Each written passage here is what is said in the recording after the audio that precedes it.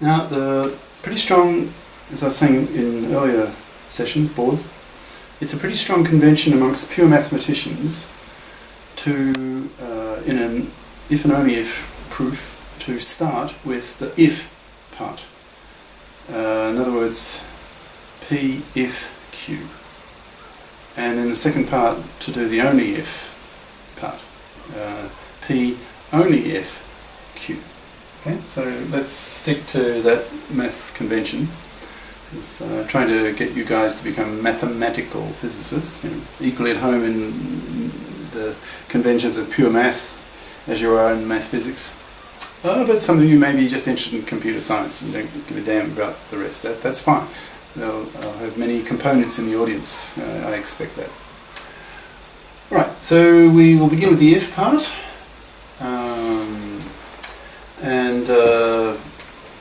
Sipser is going to split this proof by providing two lemmas. Remember, a lemma is a preparatory, easier component of a larger, bigger, usually more difficult proof that follows the lemma. So lemmas are sort of stepping stones, mini proofs, if you like, towards that contribute towards a larger proof that comes later. Okay. So the if part and the only if part he's chosen to make as two lemmas, and then he'll bring them together later in the main proof, the proof of theorem 1.54. Okay, so the if part. So let's see. So the theorem statement is a language is regular. That's P. Call that P. Mathematical statement P. If and only if some regular expression describes it. Call that Q. Now, his theorem statement, or lemma statement, if you like, if a language is described by a regular expression, so a language is described by a regular expression, so that's Q, right? Then it's regular. Well, that's P. So he's going from Q to P.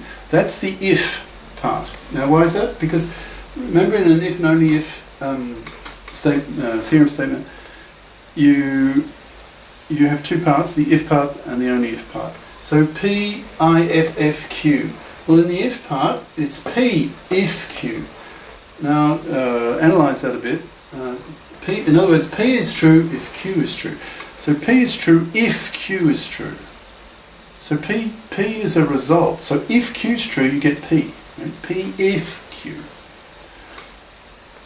So you can rewrite that as Q arrow P. Q arrow P. So that is this. And that's what this is. Q then P. Q arrow P. Right? So in other words, we start with Q, we start with this, and get P. And that's the if direction. Okay? Now, I don't know if it's by chance. I need to check systematically through his proofs to see, with his if and only if type proofs, if he starts with the if part all the time, or is this just by, if he doesn't care, maybe it's just by chance, 50-50 chance, he started with the if part. But the pure mathematicians get antsy, they get frustrated when some amateur, if you like, starts with the only if part. Right. Because they're used to, and so they don't. It's less effort for them. They don't have to bother figuring out whether is this part the if part or the only if part. Okay. Now the main idea of this lemma.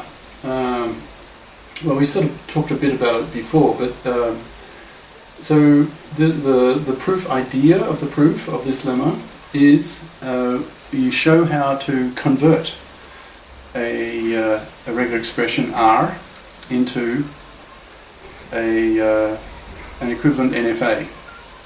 Now, what does that mean? Well, it means that what that means is that the language that the regular expression describes is recognized by this NFA that you build.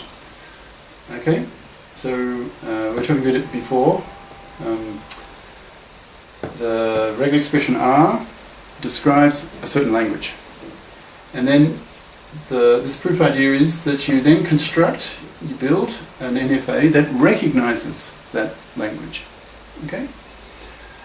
Now, and from then you can get P. You can deduce P by using an earlier corollary. Why is that? Well, if you can convert R into this, if you can build this machine, this NFA, then this NFA recognizes the language described by R. R is a regular expression. Regular expressions describe languages. Okay. And if you have an NFA that recognizes a language from corollary that we did earlier, 1.40, then that corollary says that that language is a regular language. Okay, so if we can construct this NFA, we have proven P. Where is it? Yeah, that it, in other words, the language is regular. Okay, so that's the main proof. Now, idea, the heart of the proof, the essential ideas. Now, for the details, the actual proof, detailed proof. Now, how? So the guts of the proof now is how to construct the NFA. How do you convert a regular expression into a corresponding equivalent NFA? How do you do that? Well, you remember earlier sessions we split up regular expressions into 6 types, becoming increasingly more complex and usually longer. And the first 1 or 2 were very simple. So we will now find an NFA that corresponds to each of those 6 types of regular expressions, 6 types of R, if you like. Okay. Now the simplest R, simplest regular expression, was just some symbol, single symbol from some alphabet. Okay. So if R is just A, now this shorthand, strictly speaking, R is the set with A as an element. So if you're talking about the language of R, L of R, it's this, right? Because a language is a set, right? Language is a set of strings. And in this case, the string is just of length 1, just of one element,